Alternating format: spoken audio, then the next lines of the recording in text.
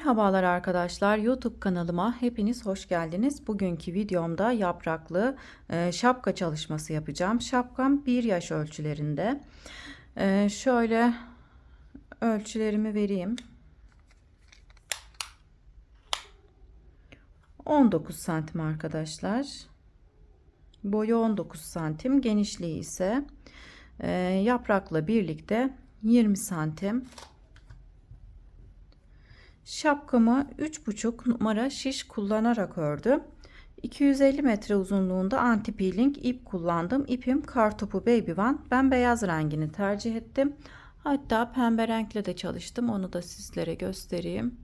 İkisi de çok tatlı, çok güzel oldu arkadaşlar. Sizler de bu modeli mutlaka örün.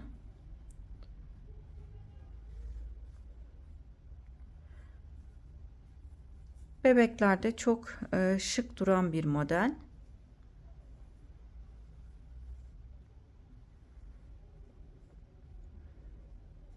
Ölçülerim 1 yaş, 1,5 yaşa uygun arkadaşlar. Video içerisinde de ayrıntılı olarak anlattım.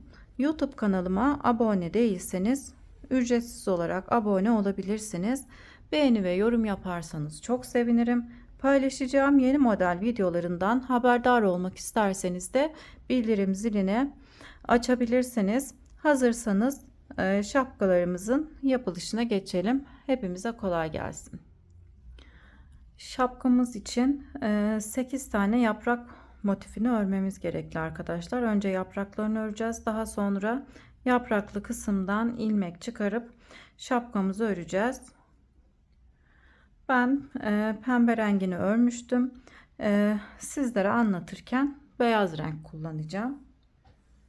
Önce yaprağımız için 3,5 numaralı şişimize 7 ilmek atarak başlıyoruz. 2, 3, 4, 5, 6, 7. 7 ilmeğimizi attıktan sonra buraya bir düğüm atıp sabitleyelim. Şimdi hemen bu sırada yaprak yapımına başlıyoruz. İlk ilmeği ters olarak örüyorum. Bu ilmeği her zaman ters öreceğiz. Daha sonra ipimi arkaya aldım. Bir ilmek düz örüyorum. İpimi öne alıp ajur yapıyorum. Bir ilmek düz örüyorum. Tekrar ipimi öne alıp ajur yapıyorum. Bir ilmek daha düz örüyorum. İpimi öne aldım. Şu sondaki 2 ilmeği haroşa olarak öreceğiz. Buradaki bir ilmeği ise ters öreceğim. Ters örerken bir ilmek artırma yapacağım.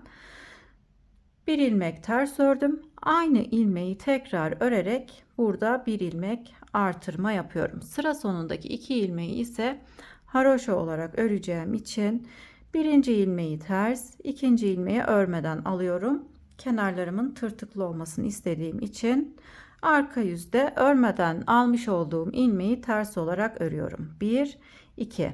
2 ilmek haroşa ördüm. Burası yaprağımızın arka yüzü. 2 ilmek düz örüyorum. 1, 2. Hem artırmış olduğum ilmeği hem de ters ilmeğimi arka yüzde düz olarak örüyorum.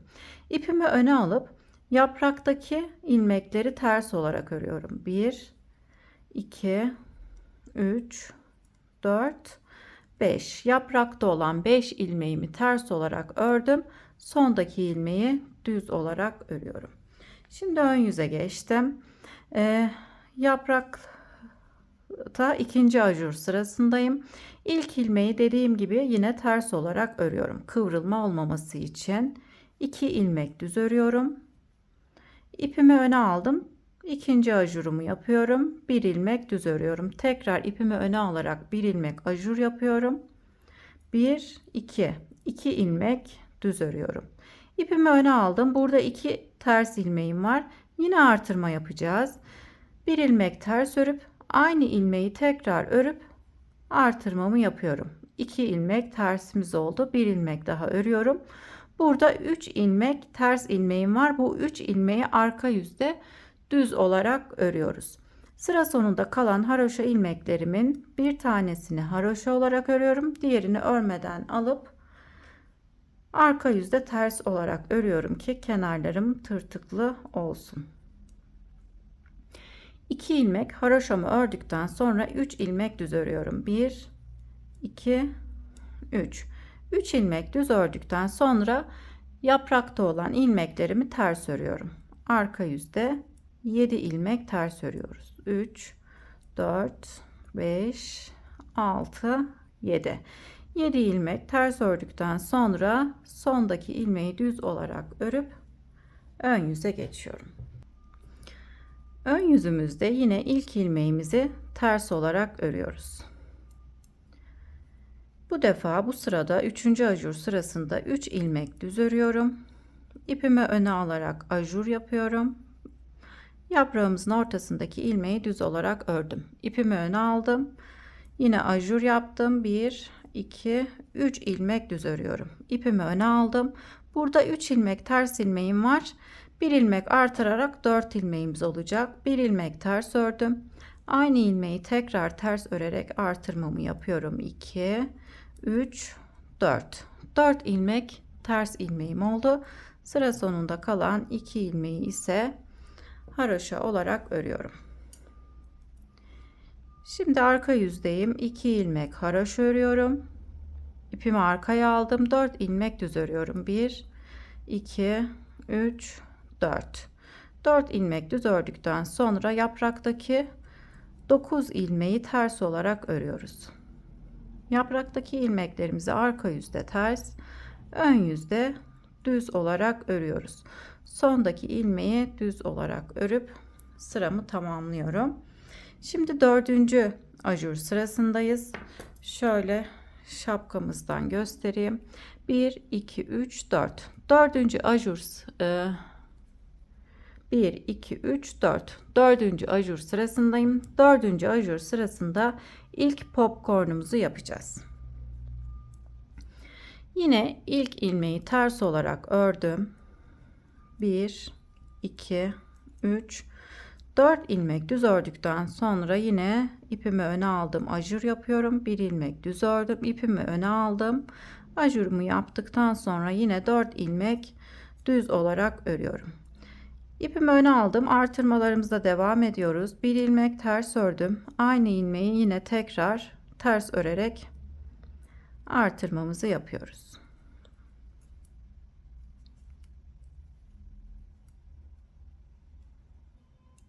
Bir ilmek daha ters örüyorum. Burada 3 ters ilmeğimden sonra 4. ilmeğime popcorn yapıyorum.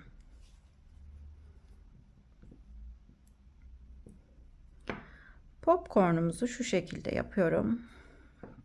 1 2 3 zincir çekiyorum, doladım. Üçlü trabzan yapıyorum. 1 2 Üçüncü çekmiyorum arkadaşlar. Tekrar 3 tane üçlü trabzan yaptım. Çekmiş olduğum zincirle 4 tane trabzanımız oldu. Hepsini toplayıp sıkıştırıp tekrar ilmeği şişime geçirdim. Bir ilmek ters örüyorum. 2 ilmeği ise yine haroşa olarak örmeye devam ediyorum. 2 ilmek haroşamızı örelim. 1 2 Şimdi 1 2 3 4 5 5 ilmek düz ördükten sonra yaprakta olan ilmeklerimizi ters olarak örüyoruz.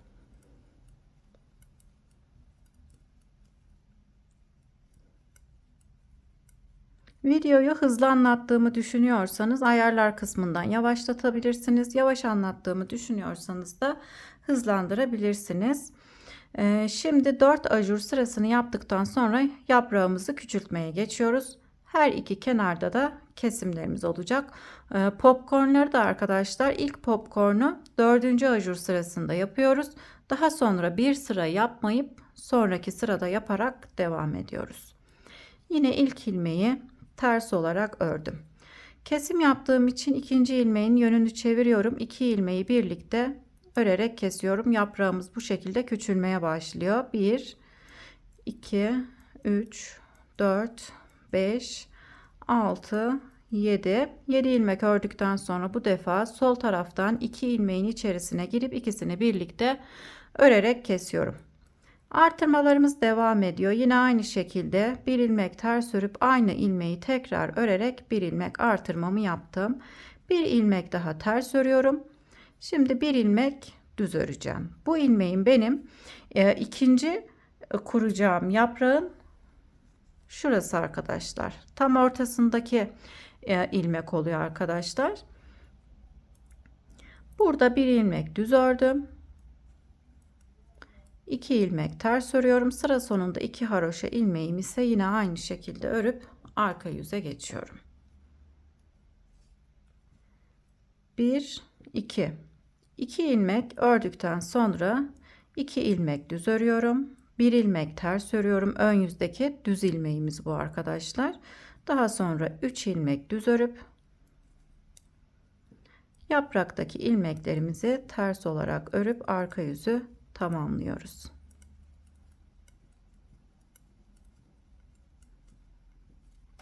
Sondaki ilmeği yine düz olarak örüyorum. Ön yüze geçtim. İlk ilmeği ters olarak örüyorum. Kesimlere devam ediyoruz. İlmeğin yönünü çevirip 2 ilmeği birlikte örerek kesiyorum. 1 2 3 4 5 5 ilmek ördükten sonra ilmeklere sol taraftan girip ikisini birlikte örerek kesiyorum. Bu şekilde yapraktaki ilmek sayımız azalmaya başladı. Bu sırada yine artırmaya devam ediyorum. Bir ilmek ters örüp aynı ilmeği tekrar örerek artırmamı yaptım. Bir ilmek daha ters örüyorum. 3 ilmekten sonra 4. ilmeğimize popcornumuzu yapıyoruz. Yine aynı şekilde 3 zincir çekip 3 tane trabzan yapıp popcornumuzu yapalım.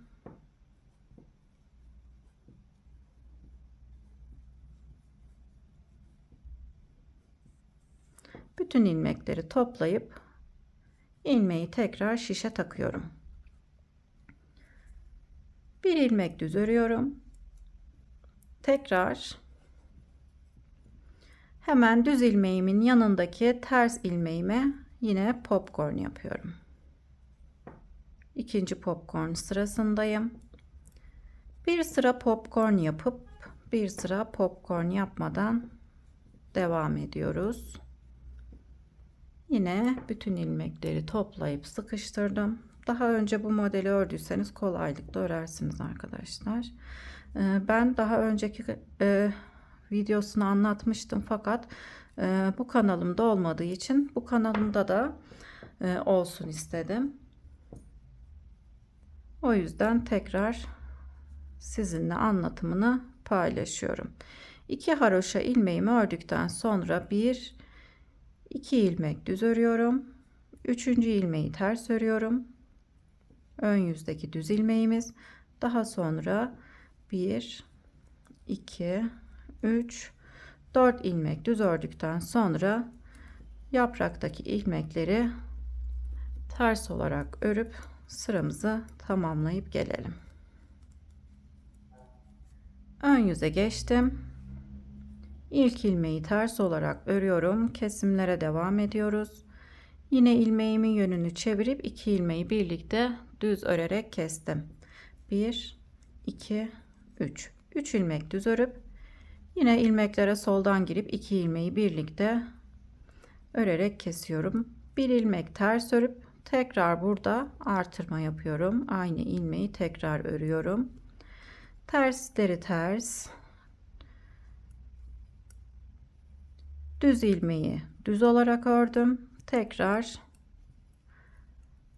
ilmekleri ters olarak örüp sondaki ilmeğimi de örmeden alıyorum. Sıra başında ters olarak örüyorum ki kenarlarımın bu şekilde tırtıklı olmasını istediğim için.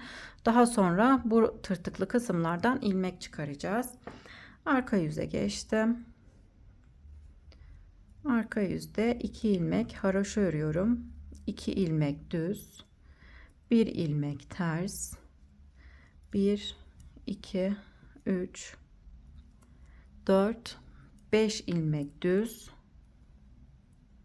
1, 2, 3, 4, 5 ilmek ters. Sondaki ilmeği de düz olarak örüp arka yüzü tamamlıyorum. Yaprağımız kendisini artık göstermeye başladı. Yaprağımız küçülüyor. Bu sırada yine keseceğiz. İlk ilmeği ters olarak ördüm. Yine ilmeğimin yönünü çevirip 2 ilmeği birlikte örerek kestim. 1 ilmek düz örüyorum. İlmeklere sol taraftan girip 2 ilmeği örerek kestim. Bu sırada da artırma yapıyorum. Artırmamızla birlikte 3 ters ilmeğimiz oldu. 4. tersimize popcorn yapıyoruz. 3 zincir çekiyorum. Doladım. 1, 2. 1, 2. Tekrar 1, 2. 3 tane trabzanımı yaptıktan sonra bütün ilmeklerimizi toplayıp ilmeği şişimize geçiriyoruz. 2 ilmek ters örüyorum. 1 ilmek düz örüyoruz. Düz ilmeğimizin yanındaki ters ilmeğe de hemen popcornumuzu yapıyoruz.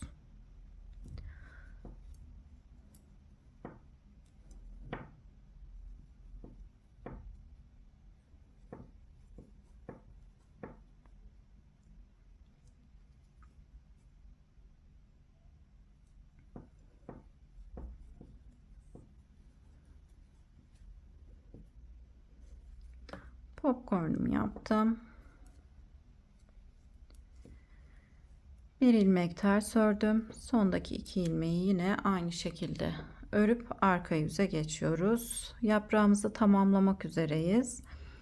2 ilmeğimi ördükten sonra 2 ilmek düz örüyorum. 1 ilmek ters örüyorum. 1, 2, 3, 4, 5, 6 ilmek düz ördüm. Tersten sonra 3 ilmek ters örüyoruz. Sondaki ilmeği düz olarak örüp sıramızı tamamlıyoruz. Bu sırada yaprağımızın son sırasındayız. Yine ilk ilmeği ters olarak örüyorum. İlmeğimin yönünü yine çevirip 3 ilmeği birlikte düz örerek kesiyorum. Bu sırada artık artırma yapmıyorum. Son sıra olduğu için ipimi öne aldım. Ters ilmeklerimi ters olarak örüyorum. 3, 4, 5, 6. 6 ilmek ters ördükten sonra 1 ilmek düz, 2 ilmek ters, sondaki ilmeklerimi yine haroşa olarak örüyorum. Şimdi arka yüzde yaprakta olan 2 ilmeğimizi de birlikte örerek keseceğim. Yine ilmeklerimizi örmem gerektiği gibi örüyorum. 2 ilmek haroşa, 2 ilmek düz, 1 ilmek ters, 1, 2, 3, 4, 5, 6 ilmek düz ördükten sonra sondaki 2 ilmeği birlikte ters örerek kesiyorum. Bu sırada birinci yaprak motifimizi tamamlamış oluyoruz. İkinci yaprak motifimize bu sırada geçiyoruz. Fakat ilk başta başlamış olduğumuz gibi 7 ilmeğe düşürmemiz gerekiyor. 2, 4, 6, 7. Buradaki 5 ilmeğimizi keseceğim. Şu şekilde ilmeğimin yönünü çeviriyorum ki ilmekler düzgün bir şekilde görünsün diye. Bir ilmeği kestim. 2 ilmeği tekrar şişe taktım. 3 4 5 5 ilmek kestikten sonra şişimizde 7 ilmeğimiz kaldı. Yani birinci sıraya dönmüş oluyoruz. Birinci sırayı örmüş olduğumuz gibi örüyoruz. İlk ilmeği aldıktan sonra bir ilmek düz örüyorum. Bu bizim yaprağımızın ortasında olan düz ilmek. İpimi öne aldım. Ajur yaptım. Bir ilmek düz ördüm. Tekrar ipimi öne aldım. Bir ilmek düz örüyorum. Yine birinci ajur sırasına dönmüş oluyoruz. İpimi öne alıp bir ilmek ters örüyorum. Aynı ilmeği tekrar ters örerek artırmamızı yapıyoruz. Artırmalara da bu sırada ilk sırada başlamış oluyoruz. 2 ilmeğimizi ördüm. Arka yüze geçiyorum. İkinci motifin birinci ajur sırasını da örmüş olduk. 2 ilmek tersten sonra 2 ilmek düz örüyorum. Yaprağımızda olan 5 ilmeği ters olarak örüyoruz. Sondaki ilmeği düz olarak örüp arka yüzü tamamladım. Şimdi yapraktaki ajur ikinci ajur sırasındayız. İlk ilmeği ters, 2 ilmek düz örüyorum. İpimi öne aldım, ajur yapıyorum. 1 ilmek düz örüyorum. Tekrar ipimi öne aldım. Ajur yapıp 2 ilmek düz örüyorum. Tekrar artırma yapıyorum. 1 ilmek ters örüp aynı ilmeği tekrar örerek artırmamı yaptım. 1 ilmek daha ters ördüm. Sıra sonunda 2 ilmeğim kaldı. 2 ilmeğimizi de örüp arka yüze geçiyoruz. 2 ilmek haroşa olarak ördükten sonra 1 2 3 ilmek düz ördüm. 1 2 3 4 5 6 7 ilmek ters örüp sondaki ilmeği düz olarak örüyoruz. Toplamda bu şekilde 8 tane yaprak motifi yapmamız gerekiyor arkadaşlar. 1 2 3 4 5 6 7 8. Ölçülerimiz 1-1,5, hatta bebeğin kilosuna göre 2 yaşa kadar kullanılabilir arkadaşlar. Sizler de bu ölçülerde yaparsanız 8 motif, daha büyük yapmak isterseniz de 9 motif yapmanız gerekiyor. Tabii ki buradaki sıra sayısını da artırmanız gerekiyor daha büyük yapacaksanız. Benim için bu sayılar yeterli. Aynı ölçülerde örüyorum. Şimdi İsterseniz yaprak yapımında videoyu başa alabilirsiniz. Başa alıp tekrar edebilirsiniz arkadaşlar. Bu şekilde göstermiş olduğum gibi 8 motife tamamlayıp gelelim. Yapraklarımız 8 motif olana kadar örüp tamamladım. Daha sonra şişimde olan bütün ilmeklerimi kestim. En son yaprağı tamamladıktan sonra ilmeklerimi kestim. Şimdi bu tırtıklı kısımlardan ilmek çıkaracağım. Toplamda 89 ilmeğimiz olacak arkadaşlar.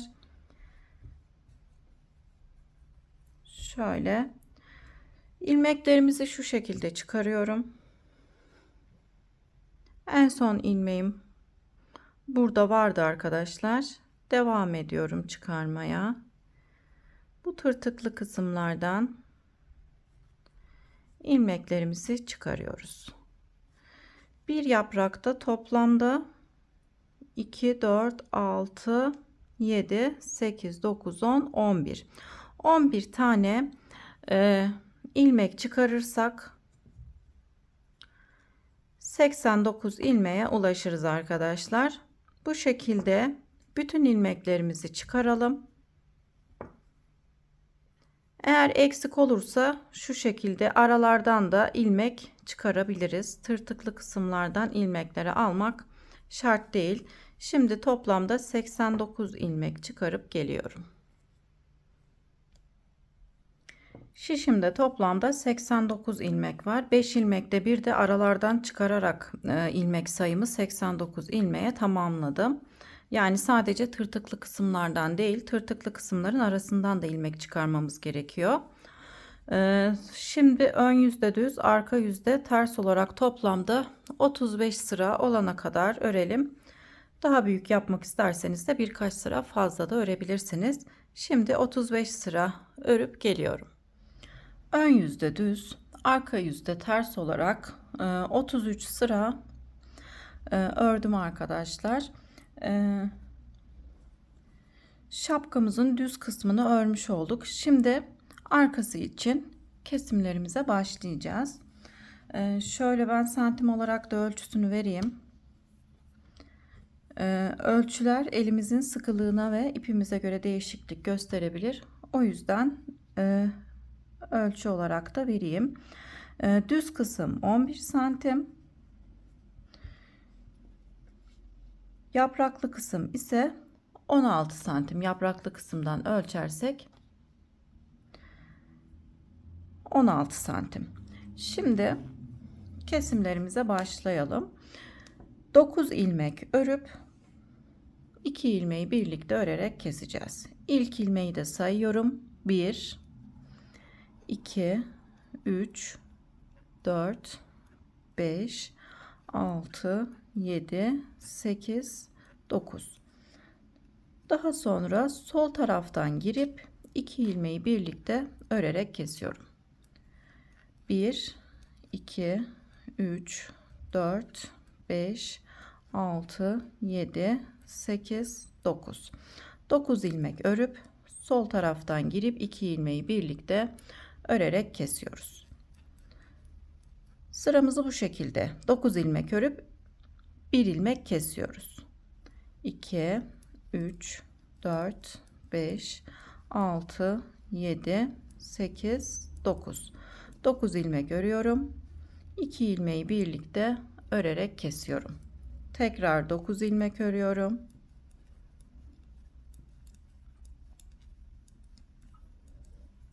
Sekiz, 9. 9 ilmek ördükten sonra ilmeklere sol taraftan girip 2 ilmeği birlikte örerek kesiyorum. Sıra sonuna kadar bu şekilde örerek devam edelim. Sıra sonuna kadar geldim. En son 9 ilmek ördüm. Sıra sonunda 3 ilmeğim kaldı. İkisini birlikte düz örerek kesiyorum. Sondaki ilmeği de düz olarak örüp sıramı tamamlıyorum. Şimdi arka yüze geçiyorum. Arka yüzde ilmeklerimizin tamamını ters olarak örüp tekrar ön yüze geçelim. Arka yüzü ters örerek tamamladım. Şimdi ön yüze geçiyorum. Ön yüzde bu sırada 8 ilmek örüp yine 1 ilmek keseceğiz. İlk ilmeği örmeden aldım. 1 2 ilk ilmeği sayıyoruz.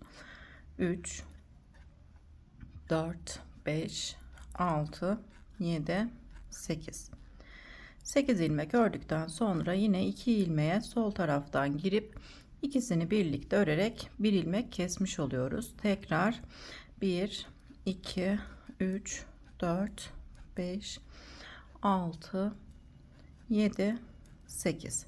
8 ilmek ördükten sonra 2 ilmeği birlikte örerek kesiyorum. Bu sırada 8 ilmek, sonraki sırada 7, sonraki sırada 6 5 4 3 olarak devam edecek arkadaşlar.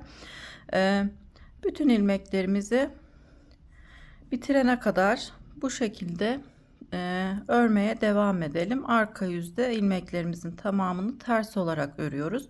Eksiltmelere bu şekilde devam edip ilerleyip gelelim. Şişimde 10 ilmek kalana kadar ilmeklerimi kestim. 9 ilmekle başladık. Bütün ilmekleri kesiyoruz. Şişimizde 10 ilmeğimiz kalıyor. Daha sonra ipimi kestim. Örgü iğnesine geçirdim. Şu şekilde şapkamızın tepesine yapıyoruz. İlmekleri iğneye geçirip şöyle tersini çevirip ipimi çekerek sıkıştırıp sabitliyorum.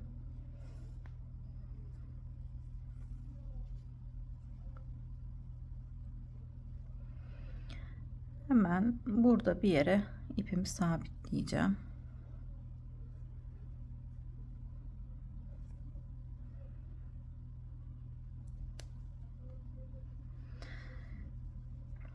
Şöyle ipimizi sabitledikten sonra ben ön yüzden dikişimi yapıyorum.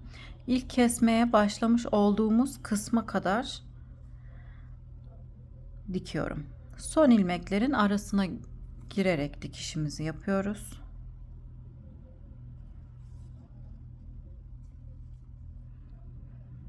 Bu şekilde düzgün bir dikiş tekniğini kullanmış oluyoruz. Kesmiş olduğumuz kısma kadar birleştirelim. Şapkamızın arkasındaki dikiş kısmını bu şekilde tamamladıktan sonra İpimi sabitleyip gizleyip kestim arkadaşlar. Şimdi ilmek çıkaracağız. Ense kısmı için 3 haroşa sırası öreceğiz. Tığ yardımıyla ilmeklerimizi çıkaralım.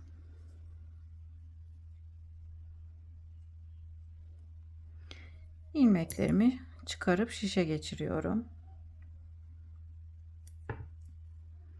Yaprağımızın bu uç kısmından ilmekleri çıkarmaya başlıyoruz. İlmeklerimizi çıkararak ilerleyelim.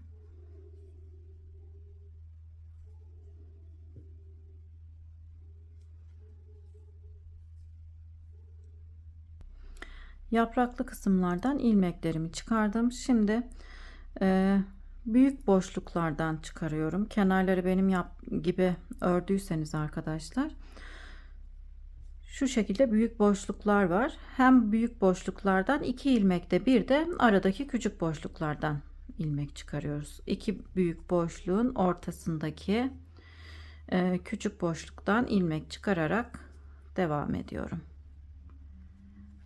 Her 2 ilmekte bir küçük boşluktan da ilmeklerimizi çıkararak ilerleyelim. Tam şu orta kısma kadar 33 ilmeğimiz oldu. Yine buradan aynı şekilde ilmeklerimizi çıkaralım. 33 ilmek de buradan çıkaralım. Toplamda 66 ilmeğimiz olur. Birkaç ilmek fazla ya da eksik olursa da problem olmaz. Şimdi bütün ilmeklerimizi çıkarıp gelelim. Bütün ilmeklerimi çıkardım. Şişimde toplamda 66 ilmeğim oldu.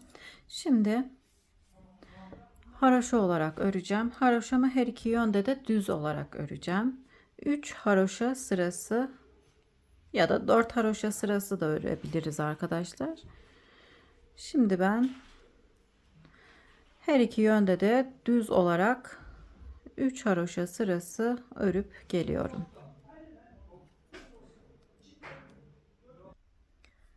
Üç haroşa sırasına tamamladım. Şimdi ön yüzdeyim, kesim yapacağım. Kesimlerimi şu şekilde yapıyorum. İlk ilmeği yine örmeden aldım. İkinci ilmeği düz olarak örüyorum.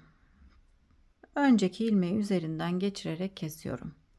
Bir ilmek düz örüp bir önceki ilmeği üzerinden geçirerek kesiyorum. Bir ilmek düz örüyorum. Bir önceki ilmeği üzerinden geçirerek kesiyorum. Kesimlerimizi bu şekilde yaparak bütün ilmeklerimizi kesip gelelim. İlmeklerimi kestim. Şimdi burada bir ilmeğim kaldı. Şapkamız için bağcık öreceğiz. 2 ilmek daha çıkarıp 3 ilmeğe tamamlayalım bağcığımız için. Bağcığımız 3 ilmek.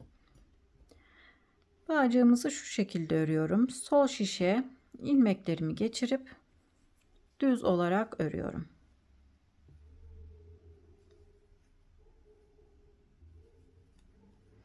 Tekrar ilmekleri sol şişe geçiriyorum.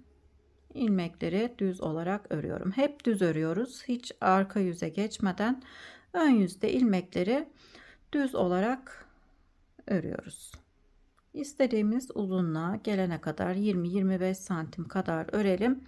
Bağcığımızın uç kısmına yaprak yapacağız. Şimdi ben bağcığımı örüp yaprak yapımını da göstereyim arkadaşlar. Bağcığımı tamamlayıp geliyorum. Bağcığımı istediğim uzunluğa gelene kadar ördüm. Şimdi şu şekilde uç kısmına yaprak öreceğim.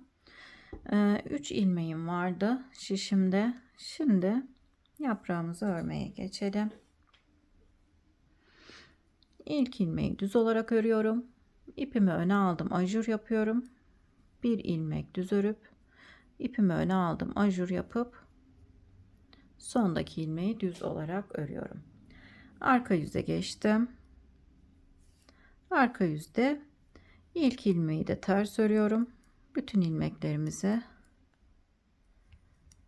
ters olarak örüyoruz. Sondaki ilmeğimi düz olarak örüyorum. Ön yüze geçiyorum. İlk ilmeği ters olarak örüyorum. Bir ilmek düz örüyorum. İpimi öne aldım, ajur yaptım. Ortadaki ilmeği düz olarak örüp tekrar ajur yapıp bir ilmek düz örüyorum. Sondaki ilmeğimi de düz olarak örüyorum. Şimdi arka yüze geçtim. İlk ilmeği de ters örüyorum.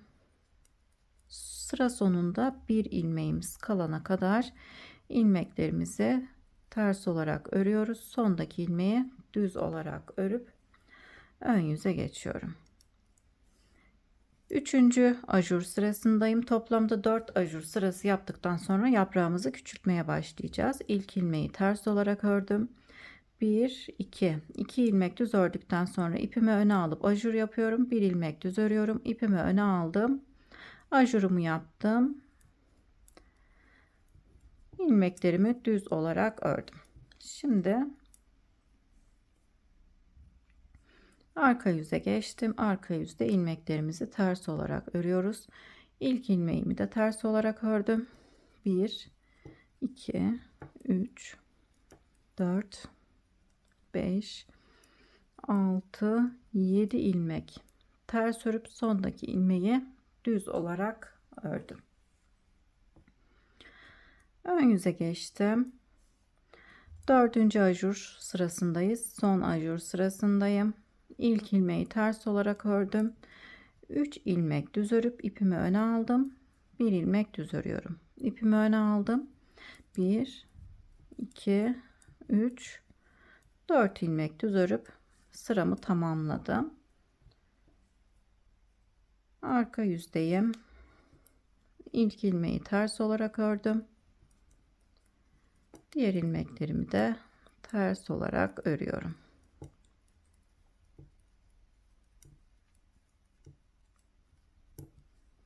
Sondaki ilmeği düz olarak örüp ön yüze geçiyorum. Şimdi yaprağımızı küçültmeye başlayacağız. Kenarlarda birer ilmek keserek. İlk ilmeği ters ördüm. İpimi arkaya aldım. İkinci ilmeğimin yönünü çevirip iki ilmeği birlikte düz örerek kesiyorum. 1 2 3 4 5. Daha sonra 6. ve 7. ilmeği soldan ikisini birlikte düz örerek kesiyorum. Sondaki ilmeği de düz olarak örüyorum. Arka yüze geçtim. İlk ilmeği ters olarak ördüm. Diğer ilmeklerimi de ters olarak örüyorum.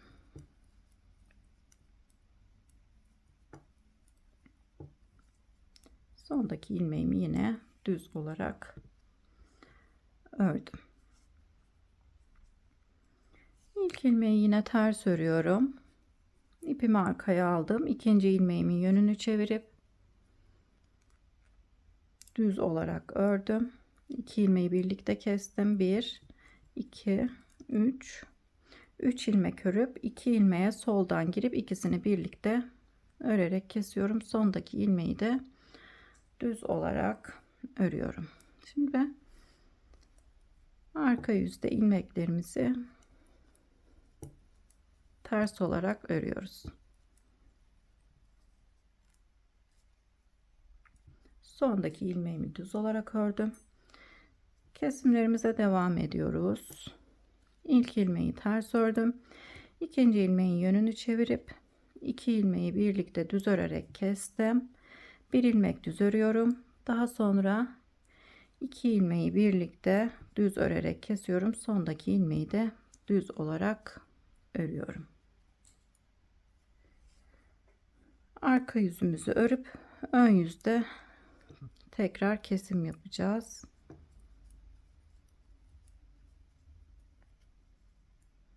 Yine sondaki ilmeği düz olarak örüyorum.